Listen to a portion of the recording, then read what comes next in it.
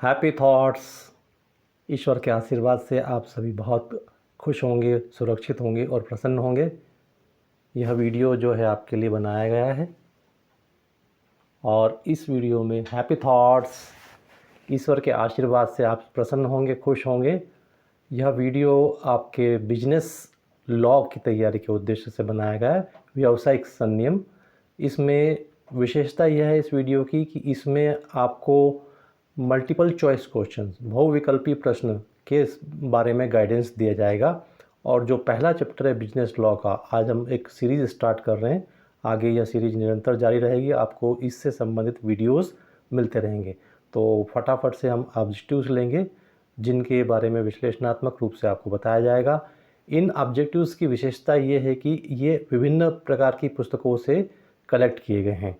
तो जो open book exam 2021 है उसके लिए अत्यंत महत्वपूर्ण है और उम्मीद है कि बुक की जो कमी विद्यार्थियों के बीच पाई जा रही है उसको यह वीडियो पूरा करने में सफल होगा। इसी आशा के साथ हम आगे बढ़ते हैं।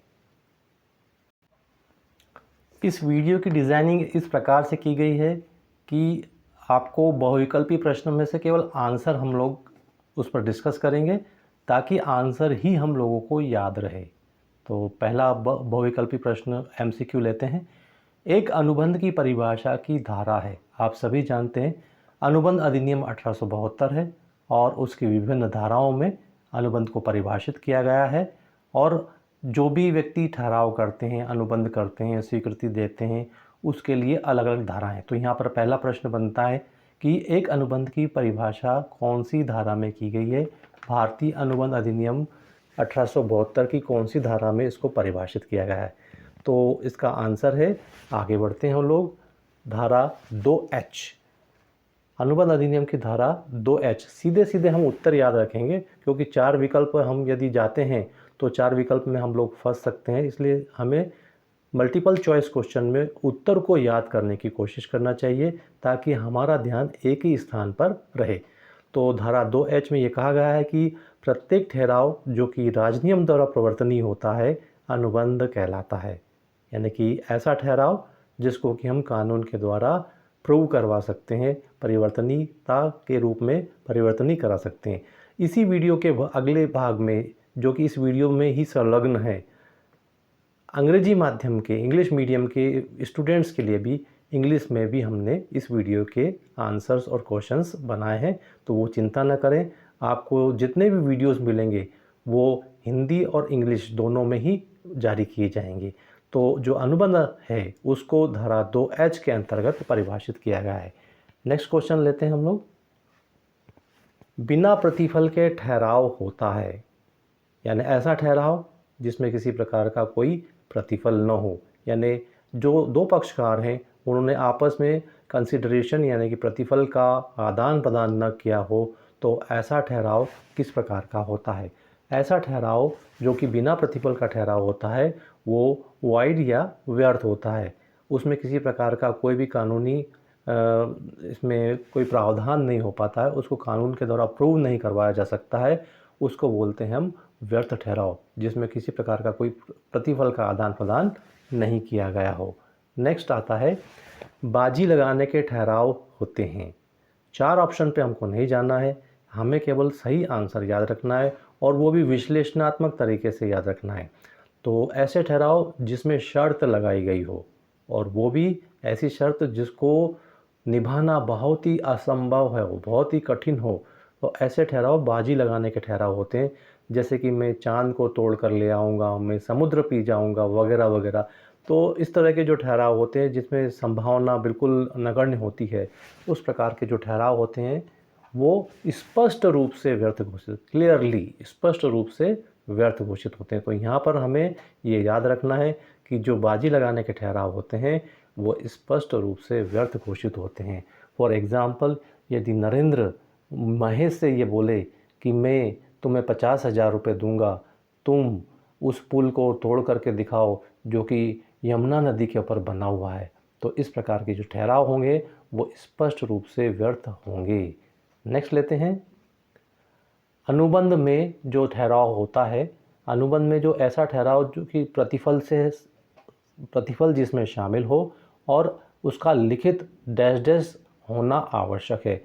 तो अनुबंध में जो ठहराव है जिसमें प्रतिफल है उसका लिखित और क्या होना चाहिए, जैसा कि अनुबंध की विशेषताओं के अंतर्गत देखा है हमने, उसका लिखित एवं रजिस्टर्ड होना आवश्यक है। इसका आंसर है अनुबंध में ठहराव का लिखित एवं रजिस्टर्ड होना आवश्यक है। तो कोई भी जो अनुबंध होगा, वो कोई भी जो ठहराव होगा वो उस समय अनुबंध बन पाएगा जबकि वह लिखित तो हुई हो, साथ ही साथ उसको जो भी उसका रजिस्ट्रेशन एक्ट है, जैसे कि मान लीजिए भूमि का कोई सौदा किया गया है, भूमि के क्रय विक्रय का कोई सौदा किया गया है, तो उस क्रय विक्रय के सौदे के अनुसार भूमि के विक्रेता को क्रेता को आपस में पंजीयन कार्यालय में जाकर के रजिस्टर कराना होता है इस ठहराव को, तब वो अनुबंध का रूप ले पाता है। ऐसे बहुत सारे जो रजिस्ट्रेशन एक्ट हैं उसमें जो भी किसी भी प्रकार के जो अनुबंध किए जाते हैं उनका रजिस्ट्रेशन करवाया जाना आवश्यक है। तो ठहराव जो है उसका अनुबंध होने के लिए उसका लिखित और रजिस्टर होना आवश्यक है और यह अनुबंध की एक विशेषता है। यदि कोई भी ठहराव लिखित तो होगा, रजिस्टर नहीं कराया जाएगा, क्योंकि 2021 का वर्ष चल रहा है और इस आधुनिक समय में ठहराव का रजिस्टर्ड होना आवश्यक है। यदि उस प्रकार का अधिनियम उस पर लागू होता है, पंजीयन एक्ट उस पर यदि लागू होता है, तो ऐसी स्थिति में यह अत्यंत आवश्यक है। नेक्स्ट लेते हैं, अनुबंध में प्रतिफल डैश डैश डैश डैश होता है। अनुबंध में प्रतिफल बहुत ज़रूरी है और यदि प्रतिफल नहीं होगा तो अनुबंध नहीं माना जाएगा। प्रतिफल भी कैसा होना चाहिए, मौद्रिक प्रतिफल होना चाहिए। तो अनुबंध में प्रतिफल होना अनिवार्य होता है। इसका आंसर रहेगा अनिवार्य होता है। बिना प्रतिफल के कोई भी ठहराव अनुबंध नहीं होगा, अनुबंध वैध नहीं होगा। नेक्स्ट लेते हैं, प्रस्ताव और स्वीकृति दोनों मिलकर के क्या कहलाते हैं। एक व्यक्ति प्रस्ताव रखता है और दूसरा व्यक्ति उसको स्वीकार कर लेता है, तो इसको हम क्या कहते हैं। उदाहरण के लिए मान लीजिए ए ने बी के समक्ष प्रस्ताव रखा है, या प्रस्तावक या प्रपोज करने वाला व्यक्ति ए है और उसको बी के समक्ष रखा है, यानी ओ बी को स्वीकार करना है, तो स्वीकृति देने वाला व्यक्ति बी है। तो यहाँ पर प्रस्ताव और स्वीकृति दोनों मिलकर के, प्रस्ताव धन स्वीकृति दोनों मिलकर के ठहराव कहलाते हैं। तो इसका उत्तर रहेगा प्रस्ताव और स्वीकृति से मिलकर के ठहराव बनता है। नेक्स्ट लेते हैं, अनुबंध के लिए ठहराव का डैश डैश होना अनिवार्य है। अनुबंध के लिए ठहराव का डैश डैश होना अनिवार्य है। इसका आंसर है अनुबंध के लिए ठहराव का होना आवश्यक है। यदि ठहराव ही नहीं होगा तो अनुबंध भी नहीं होगा। तो जहाँ ठहराव है और उसके लिए अनुबंध के लिए ठहराव का होना आवश्यक है, तो अनुबंध के लिए ठहराव होना नेसेसरी है। नेक्स्ट है, अनुबंध के लिए अधिकतम कितने पक्षकार हो सकते हैं। अनुबंध के लिए अधिकतम कितने पक्षकार हो सकते हैं। यह स्पष्ट है कि कोई व्यक्ति स्वयं के सामने प्रस्ताव रखे और स्वयं ही उसको स्वीकार कर ले, ऐसा नहीं हो सकता है। कम से कम 2 व्यक्ति अनुबंध के लिए होना आवश्यक है और अधिक से अधिक इस पर कोई भी लिमिट नहीं लगाई गई है। तो अनुबंध के लिए अधिकतम पक्षकारों की सीमा पर कोई रोक नहीं लगाई गई। इसका आंसर है अनुबंध के लिए पक्षकारों की सीमा पर कोई प्रतिबंध नहीं है। Dear students, we are now going to discuss all these objectives in English medium also. Question number 1 है, wagering agreements are fill in the blanks, agreement expressly declared as void from beginning to end. Such type of agreements are expressly declared as void from top to bottom and from beginning to end. These types of agreement declares as void. Second number का question है, without consideration agreements become void. It is very clear there should be some consideration, and without consideration agreements become void. It is very important that we should know void agreement, which type of agreement, the agreement which has no consideration. Without consideration agreements become void. Number 3 पे है written and fill in the blanks are essential for agreement in contract. The contract should be written and registered.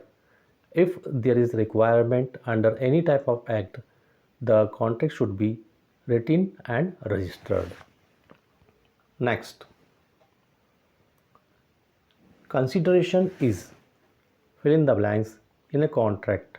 Consideration very essential. Without consideration, the contract is void. Consideration is compulsory in a contract. Number 5, offer and acceptance means we know very well there should be two parties. One is proposal and second is proposery. So we can say that offer and acceptance, first party will offer and second party will accept. Offer and acceptance means agreement. The definition of agreement is offer and acceptance plus offer and acceptance are the agreement. Next, section of definition of contract in which section? Section of definition in contract is under section 2H, the Contract Act 1857, the section 2H is for the definition of contract. Next, without consideration, contract is void. We know very well if there is no consideration, the contract will be void. Next, agreement is fill in the blanks for contract. Agreement is compulsory for the contract. Next, maximum parties for a contract may be. There is no limit.